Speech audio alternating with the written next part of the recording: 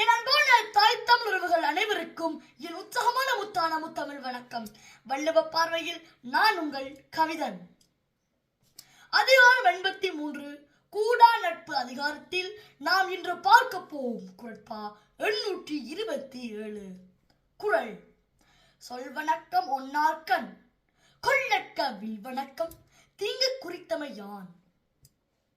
சொல்வணக்கம் ஒன்னார்கண் கொள்ளற்க வில்வணக்கம் தீங்கு குறித்தமையான்.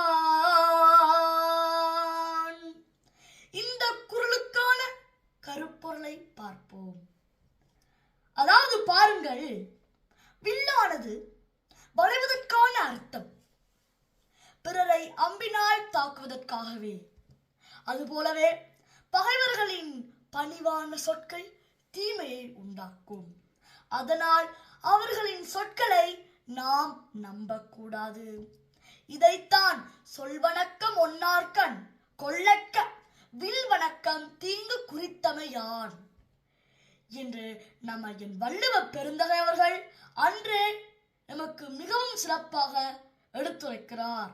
அவ்வாறே பகைவர்களின் சொல்வணக்கம் தீமையை தரும், நல்லவர்களின் சொல் உயர்த்தும் என்று கூறிக்கொண்டு இந்த நாள் எல்லோருக்கும் நல்ல பொழுதுகளாக அமைய வாழ்த்தை வணங்கிக் கொண்டு மீண்டும் நாளை இன்னும் ஒரு புதிய குரலோடு உங்களை எல்லாரும் சந்திக்கும் வரை உங்களுடன் விடைபெறும் நான் உங்கள் கவிதன். அன்பினால் அனைவரையும் அரவணைப்போம். நன்றி, வணக்கம்.